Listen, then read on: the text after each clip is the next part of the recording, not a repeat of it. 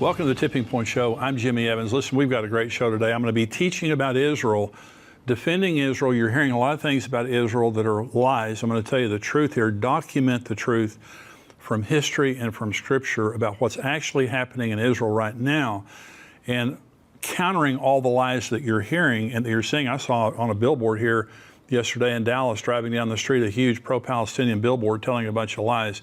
I'm going to tell you the truth today. I do want to tell you, though, about our conference that's coming up September the 20th and the 21st, just a couple of weeks before the Feast of Trumpets this year. It's going to be the Tipping Point Prophecy Conference at Fellowship Church in Grapevine, Texas. And I want you to be there. It is going to be an absolutely great time. This is a critical time in human history. I've never seen a time like this in my lifetime.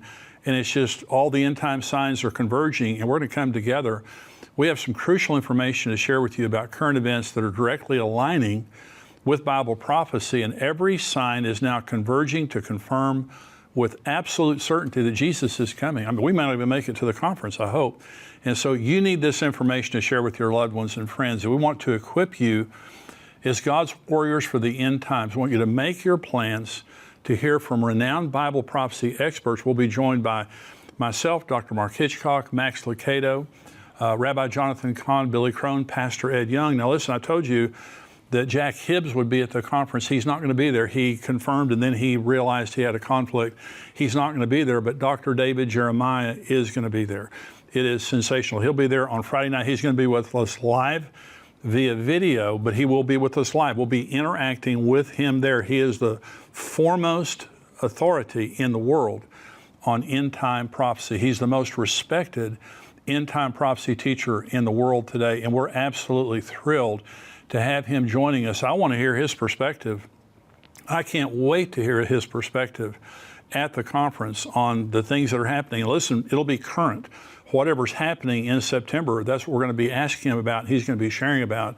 So these are some of the most anointed Bible teachers that are going to be sharing their insights on what they see happening right now when the conference happens. Don't miss this chance to gain some vital information and perspective to help you bring more people into the kingdom before the bridegroom comes to rescue his bride. More people need to know the truth before it's too late. So bring friends, bring a group from your church, bring people from your work. This is something that's so important.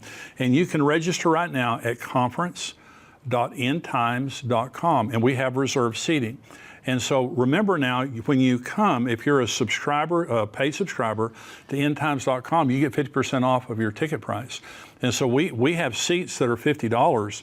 You can get that seat for $25. Under the balcony and in the balcony, we've reduced the price of those seats. You can come for $25. We would love to have you.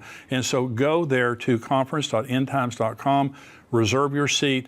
And so I want you to be there. This could be our final opportunity to have this type of a conference. It's so crucial for us to prepare ourselves for the end times. And so go right now to conference.endtimes.com. I want to see you there with Dr. David Jeremiah and all of our other special guests, and myself. I'll have a special message too on Friday night and Saturday, and we'll also have our panel that we always have that people love. So it's going to be a great conference, great time together. And so now I want to go into the teaching for today. Well, I want to talk about defending Israel. You hear a lot of things spoken of right now about Israel and all the lies that are being told. Before I get into the teaching, let me say we have a studio audience this morning here for the first time. Right here, give everybody a hand. Y'all applaud each other there. The very first time, our studio audience. Glad to have you guys here. And you guys will see, a lot of you are subscribers, you'll see that we have studio audience days. And so if you'd love to come be here, we'd love to have you here. And I want to thank you for watching and thank you for supporting us here at endtimes.com. It's just sad to see the lies that are being told about Israel. October 7th, 2023, there was a seismic shift in the world and in Bible prophecy and in the spirit realm. And I tell people all the time, anti-Semitism is not an ideology, because no one can really say what anti-Semitism is. They really can't state in any intelligent term why they hate Jewish people, except for lies. It is a spirit. It is a demonic spirit. That anti-Semitism is of Satan. And on October 7th, what you saw was like a lancing of a boil. The anti-Semitism that was underlying in many places is now just out there. Little children on playgrounds talking about Jewish people. places like Ireland that you would never think about being anti-Semitic. The Irish women's volleyball team wouldn't shake hands with the Jewish volleyball team, things like that, all over the world. Those are minor things. All over the world, unbelievable anti-Semitism that's happening. Never since the Holocaust have we seen this type of anti-Semitism in the world. And of course, on October 7th, there was more people died than at any point in time since the Holocaust. And so even though the Hamas terrorists attacked and raped, beheaded, tortured, and killed innocent Israelis, children, babies, families in front of each other, elderly people, they slaughtered a group of young people attending a concert and took hostages, many of which are still held captive. Some have died. In January, I went to the Israeli embassy in Jerusalem, and I was invited there by the embassy to watch a video. There was a 45-minute video and of the atrocities that took place. Now, this footage was taken from the terrorist phones and their social media. Some of it came from the victims' phones and social media. Some of it came from surveillance footage, but I watched 139 Jews slaughtered. The deputy ambassador who introduced the video began by saying that they had deleted or edited out what they did to the babies. But we all know that they beheaded many of those babies.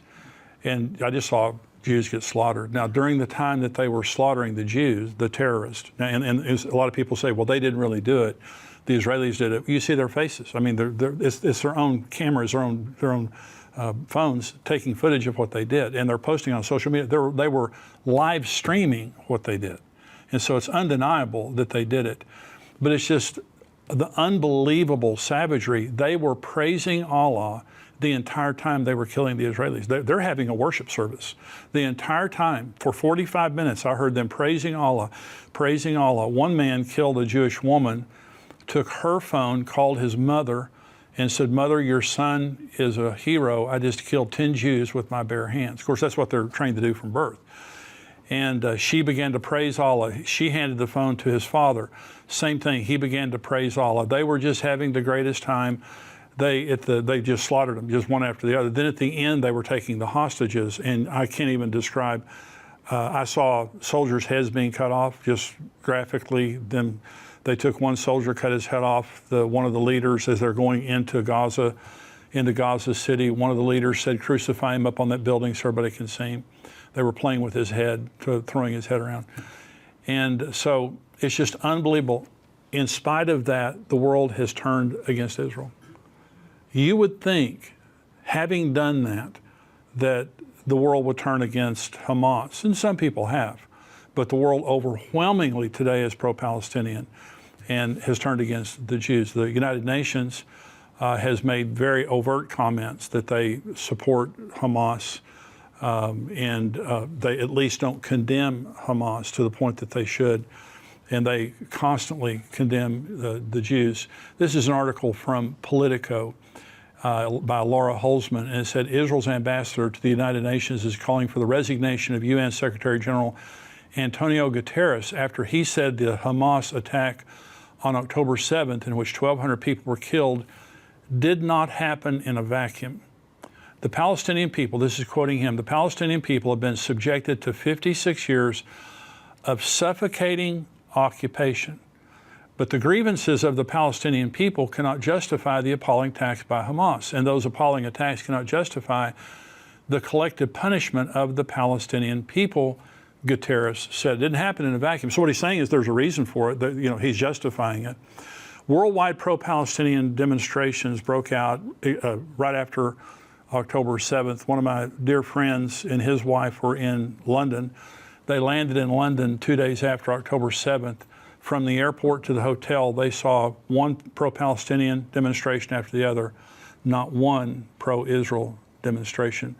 From the time between October 7th and October 27th, in 3 weeks, there were 3,761 pro-Palestinian demonstrations around the world, and only 529 pro-Israel demonstrations in 3 weeks. And that's not counting what's happened since. In my neighborhood, and I live here in the Dallas-Fort Worth Metroplex, in my neighborhood, I'd been out eating lunch with my granddaughters, And we were driving home and we saw this big ruckus up on the street corner up there, and it was a pro-Palestinian demonstration in my neighborhood. I mean, I would have never dreamed that there would have been one in my neighborhood. There's probably about 100 people there waving the Palestinian flags, and they were shouting over a loudspeaker, Israel is an apartheid state, and Israel is committing genocide in Gaza. Those were the two things that I heard. There are also many other lies being told, like October 7th never happened. By the way, the reason that the Israeli embassy asked me, I was there with a group of spiritual leaders and business leaders, and the reason they asked us to come to the embassy is they want people to know this is real. Because of the disinformation campaigns going on, TikTok is a big reason why there's so much disinformation out there, is because they're trying, of course, China is not a friend of Israel's. They're trying to promote this lie that October 7th never happened, or that Israel actually is responsible for October 7th, and they massacred their own people as a pretext for invading Hamas. The other lie that's out there is the Palestinians, they simply want their own homeland to peacefully coexist alongside the state of Israel, which is a bunch of nonsense. Here's a quote. By the skillful and sustained use of propaganda, one can make a people see even heaven as hell, or an extremely wretched life as paradise. And that was stated by Adolf Hitler. Adolf Hitler was a master of propaganda. What you're hearing right now is propaganda that's coming through social media. It's coming through, of course, pro-Palestinian people. And so this is very, very dangerous. And it's there to deceive the average person into believing what they're saying is true. Joe Rogan, who has the very popular podcast, has come out recently saying that Israel's committing genocide against Hamas. I hope Joe's watching. No doubt he is, but I hope he is, because I want to show you the truth, Joe, and everybody else out there that you're hearing this lies. What I'm going to say to you here, this is irrefutable. This is the truth about what's really happening. And I want to begin by just asking the question, is Israel an apartheid state? This is one of the things that they're saying. And so, is Israel an apartheid state? And I'm going to prove that they're not, to anyone who's open to the truth. Apartheid, the definition of apartheid is a policy or system of segregation or discrimination on grounds of race. That's what apartheid means. It's segregation on grounds other than race also. And so South Africa was famous for, or infamous for, their apartheid, and only whites could be in government, okay, before Nelson Mandela. Okay, and of course that system was broken up. That's what apartheid is. This group can rule, this group cannot, based on race or religion or whatever it might be. So here's the truth. 21.1% of the citizens of Israel are Palestinian or Arab. Most are Palestinian Arabs. Israel is a democratic nation, and in the Knesset, which is their Congress, they have elected representatives that are Arab, Muslim, Palestinian, Christian, women, and openly gay people. In their Congress. If they're an apartheid state, that just means only Jews can be in the government. Well, that's just not true. 20% of their government is made up of non-Jews, Muslims, Christians, Palestinians, but that's not true of Hamas. Hamas is an apartheid group that is 100% Muslim-led. You can't be in Hamas if you're not Muslim. And they discriminate against the Jews. The Jews can't live there, and the Jews can't govern in Gaza. So exactly what they're saying about the Jews is true of them. This is what Hitler meant. You know, if you want to just use propaganda, just tell what's true of you to somebody else and get somebody to believe it. If you keep telling the same lie over and over again, somebody's going to believe it. But it's not the truth. Israel is a democratic nation, the only democracy really in the Middle East. And by the way, the Palestinians who are citizens of Israel are more free and more protected than they would be in any other Arab nation. Israel is a democratic nation, and that's the truth. They're not an apartheid state. Here's another lie that's being told, and that is Israel is committing genocide in Gaza. Well, let me define genocide, because we need to understand terms. Genocide is the deliberate and systematic killing or persecution of a large number of people from a particular national or ethnic group with the aim of destroying that nation or group. Okay, so if you're going to commit genocide, it means that you're going to have to kill a very large number of people or all of a group of people. Okay, now Israel is killing terrorists that are called Hamas, and they have vowed to destroy Israel. Now, let me ask you a question, get you to think about something. In World War II, the Allied forces had no bone to pick with the German people or the French people or the Polish people or anybody else. They had a bone to pick with the Nazis. And they went into that war focused on destroying the Nazi regime and Adolf Hitler. And that's what they did. Thank God they did, because the world would be a different world today if the Nazis would have won. Okay? Israel has no bone to pick with the Palestinian people. Their bone to pick is with Hamas. And Hamas has vowed from the beginning genocide against the Jewish people. Okay? So listen to this. So Israel's committing genocide in Gaza. Well, let's just prove it out. There are 2.3 million Palestinian residents in Gaza, 2.3. The death toll right now, since the war began, is around 30,000 people. That's 1.3% of the Palestinian population in Gaza. It means just a little over 1 out of 100 Palestinians have died, and many are not. Most of those are soldiers. And by the way, the Hamas hides behind their people. You know, they stage attacks against Israel from hospitals, from daycare centers, from schools. Right now, the Hamas is, they're staging terrorist attacks against the Israeli soldiers from humanitarian zones. So these are not real soldiers. These are not brave people. Okay, so here's my question.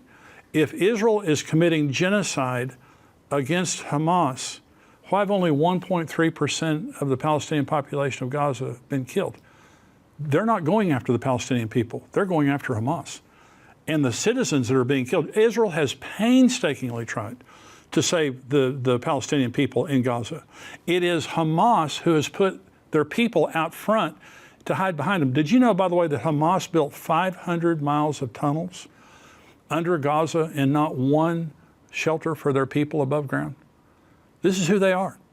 So since Hamas began, they have vowed to kill every Jew in Israel and destroy the Jewish state. That's genocide. When you hear the statement, from the river to the sea, Palestine will be free, that's from the Jordan River to the Mediterranean Sea.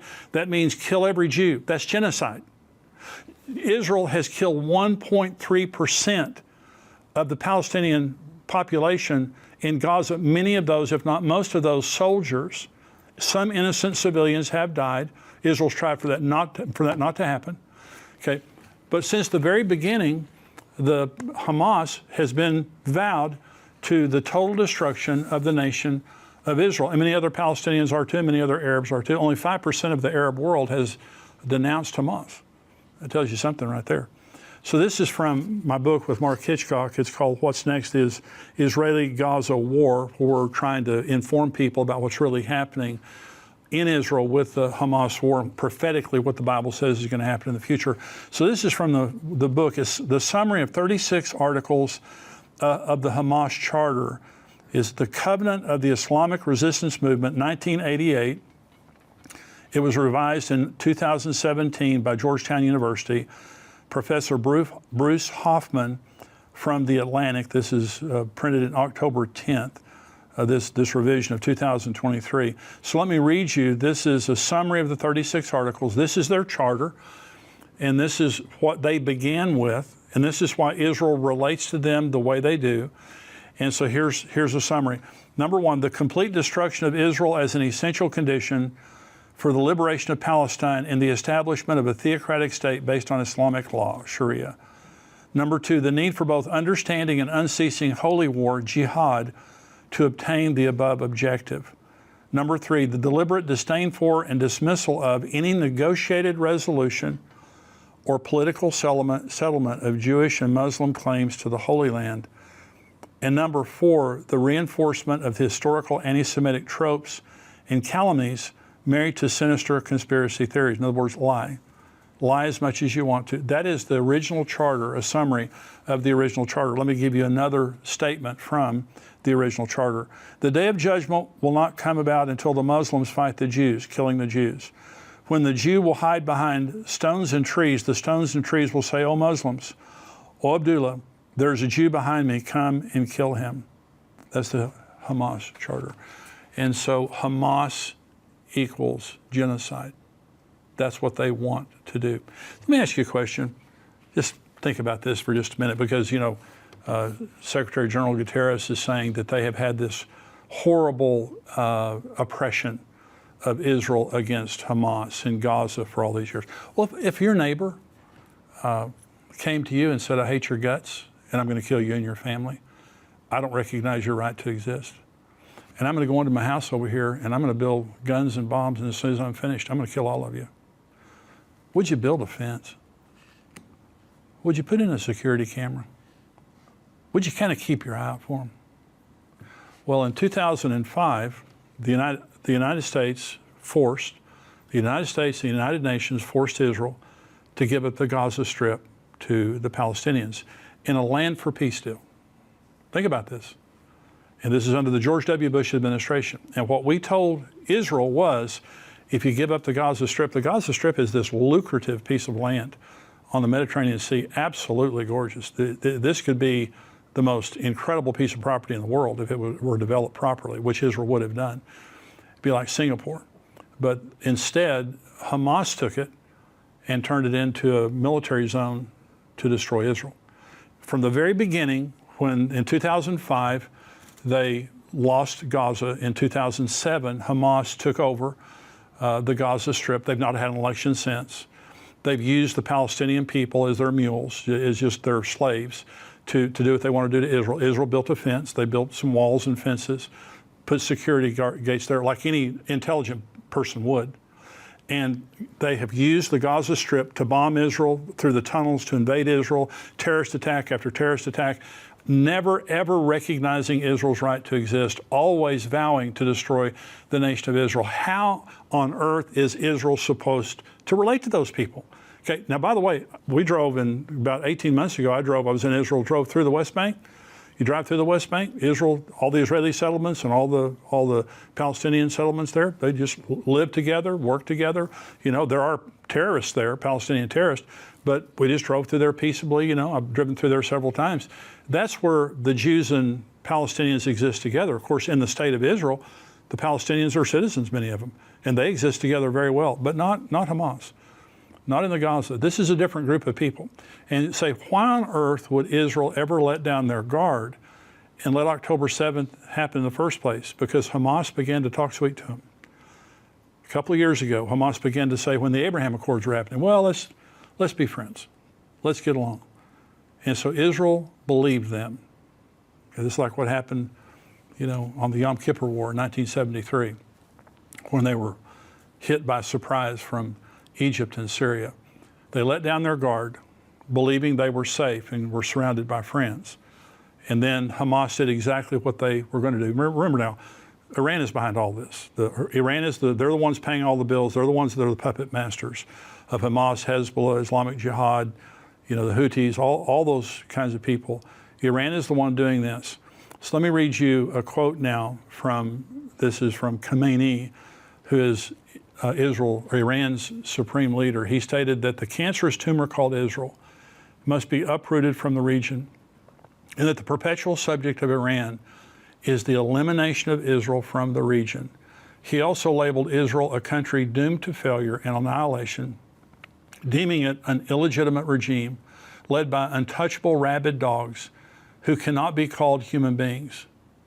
In 2013, he outlined a 9-point plan for Israel's elimination. And so Iran believes that Allah has called them to destroy Israel. This is their end-time theology. I hope you're enjoying this teaching today. This is so crucial for us to understand what's really going on. If you're watching this on YouTube, I'm so glad that you are. I hope you're subscribing to YouTube. And if you haven't, just click that button there. But you can also be a subscriber to endtimes.com. $7 a month, go to endtimes.com. You get the full Tipping Point show every week without ads, plus all the other podcasts, all the other articles and information that we have. Our site is full of helpful